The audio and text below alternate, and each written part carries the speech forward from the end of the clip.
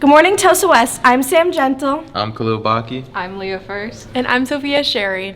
Today is Friday, June 6th, and welcome to TW Today. The last few days of school are going to be very busy, so let's break it down. Yep, seniors' last day is Tuesday, June 10th, and we're all sad to see you go. Also starting Tuesday are final exams for the 24-25 school year. Yes, don't forget to check announcements to see when exams are. Sophia and Leah are outside catching up with Miss Hegwood and the green team who are working on their garden pots. Let's see what they're up to. Thanks, Sam. The gardening beds maintained by Mrs. Hegwood and the green team are really coming together. It looks like they're planting tomatoes and a lot of herbs. It turns out that the gardening can be a really great way to not only relieve stress but also make a lot of useful food. Gardening has benefited everyone, from the culinary classes at Tosa West to the Bell R. Phillips juvenile justice system on the county grounds. Rashida, Kaya, Jazir, and Janae in MediaCom have been working on a story about gardening and its community benefits. Let's take a look. This is actually our green team garden. Last year we got a grant from the EFW and we were able to purchase the boxes, and last year we planted successfully a lot of potatoes, a lot of cucumbers, we had carrots, we had a lot of tomatoes. This year we already have some marigolds growing, and we have a couple peas and a couple strawberries already started, and then inside we have a bunch of starters that are going to be coming into these planters starting next week. Really, it was the green team. I took over the green team a handful of years ago, and they really wanted to start making and growing some plants that we could use, and I partnered with the culinary teacher, and she wanted to expand with the hydroponics, and with our EFW grant we got some more hydroponics, and so we really wanted to try to build the garden so that we could help raise some more food to help sustain and help bring more food into the culinary class itself, so we can hopefully close the loop for our students. Great to get your hands dirty and feel like you grow something, to watch it grow, to work hard, and I mean, with the food prices and healthy food just getting more and more expensive, it is nice to know that you can do something yourself. Sunshine and artificial light is a little bit different. We don't want to shock them too much, so we're putting them in the lights here so that they can hopefully transition to the sunlight. I mean, honestly, I have never seen them leave or come to the green team with a frown on their face. It is definitely something that they come in. They are in a good mood when they're here. They enjoy, and it is a fun group, and you know, we work hard and plant, and it's enjoyable. We have a program called Growing Connections, which is a program with UW-Madison Division of Extension here in Milwaukee County. I partner with two community agencies, Milwaukee Christian Center and the Trans Center for Youth, and it is a leadership, community engagement, and internship program for high school age students.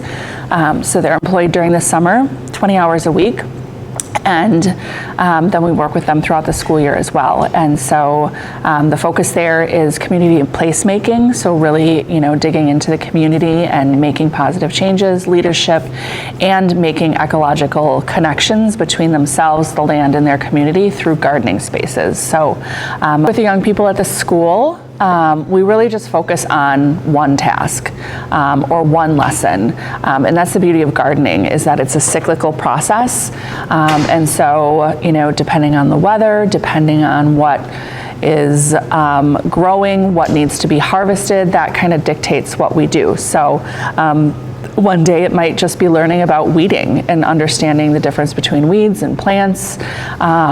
Sometimes there's things to harvest and we try different things. Sometimes we need to prune the tomatoes, and so we learn how to do that task. And then we always just spend some time tasting.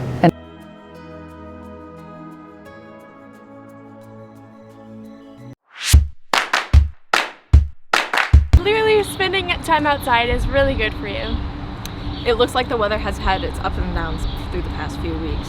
But now that the summer sun is returning, there are probably a lot of ways to enjoy it. Sure are. One recommendation I have is to check out the new Urban Ecology Center in Washington Park. I went there with Nick to learn more about this interesting place. Very cool. Let's take a look. Hey Tosa West, I'm Sophia Sherry. It's a beautiful day here at the Urban Ecology Center at Washington Park. If you're looking for something fun to do this summer, this is the perfect place to get in touch with nature in the middle of the city.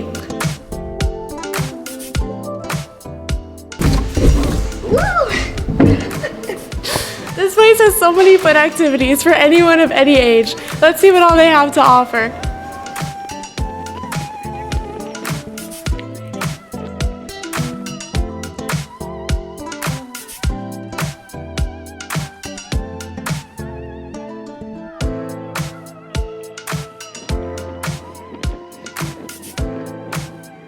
What is your favorite part about working here? I think it's just seeing community members get out into the park and engage with the building and all that we have to offer. I love it when our NEEP groups bring in little ones too, especially to see the wonder on their faces. Here at Washington Park, we're having a lot of different tabling opportunities for people to come meet with their local providers and see what opportunities exist to help improve their health and their family's health. And then we have free summer lunch and dinner coming up in June. That's June 17th that's starting. And then we got a lot of cool opportunities going on. Scout Reach, Friends and Family game nights. A lot of good things are going on this summer, yeah. That sounds super fun. And as I know, this center is relatively new. Do you know anything about the process of opening? Of course. So we reopened up February 1st of this year. We have been in Washington Park since 2008 and just opened up this big, brand new, over 20,000 square foot building. We've been working also with parks, the Parks Department too, or Milwaukee County Parks too, because they're redoing the bridges and they've been redoing pathways. They redid a parking lot too, so there's a lot of community investment that has gone into redoing this building, and it's gorgeous. If someone was visiting here for the first time, what are like the top things you would recommend that they do or see here? Of course. So we always like to say that this is a vessel for the good work that we do out in the park. So if you're going out in the park, fantastic. But if you're coming and spending time in the building, what I really love to suggest to people is first and foremost the slide. I've seen everybody going on that slide, and I'd recommend our bird library. We have a huge collection of bird-themed books that were donated to us, and then our observation deck. Of course, the whole building is beautiful to explore. We're also standing in the ecology room, and we have Wiggles, our milk snake here. Then we have this big, beautiful mural created by Tia Richardson, and another mural that's going on outside the bird library. Mi Salgado is our other muralist. Thank you so much. Yeah, of course. We are having such a blast here. It's been such a fun and relaxing day. Definitely check out the Urban Ecology Center at some point this summer.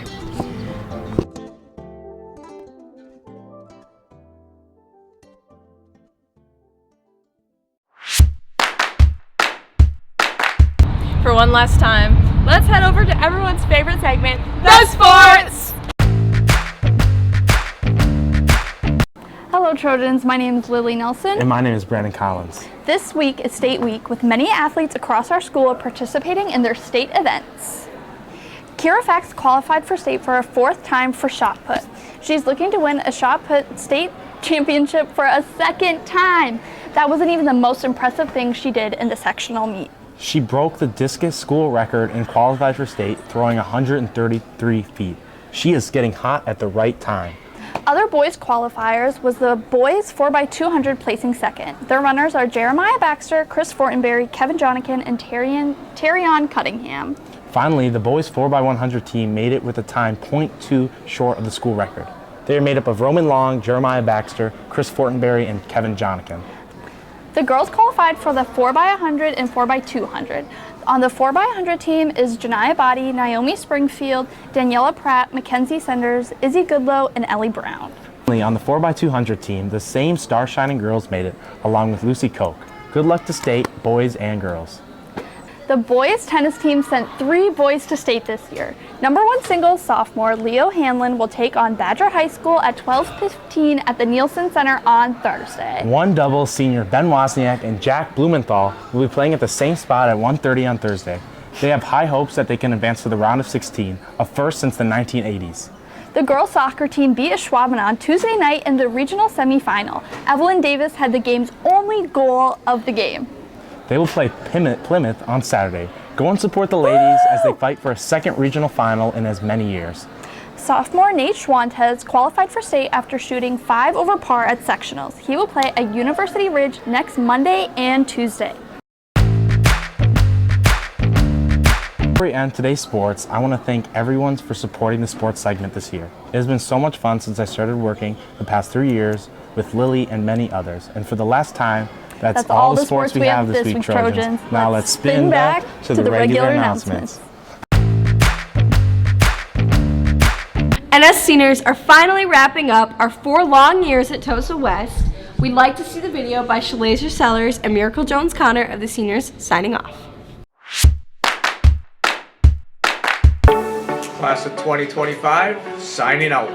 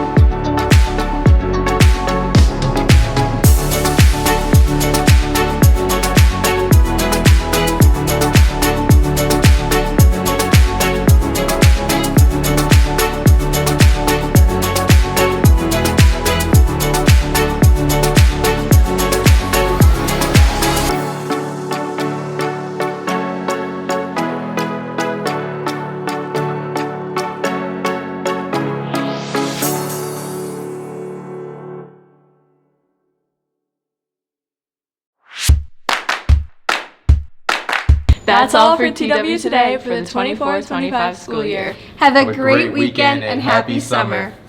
This is TW Today signing off.